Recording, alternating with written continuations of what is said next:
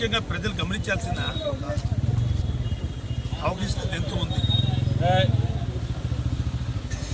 గడిచిన 10 సంవత్సరాలుగా కడప నగర మేయర్గా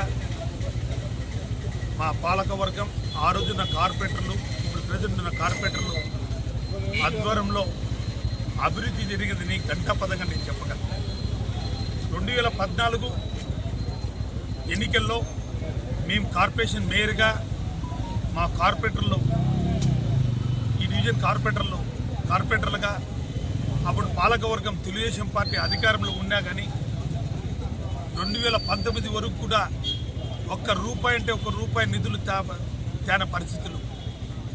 2014 నుంచి 2019 వరకు మేము ఎంతో అభివృద్ధి చేశామంటే కేవలం మా కార్పొరేషన్ నిధులతో, 14th ఫైనాన్స్ నిధులతో మేము అభివృద్ధి చేశాం తప్ప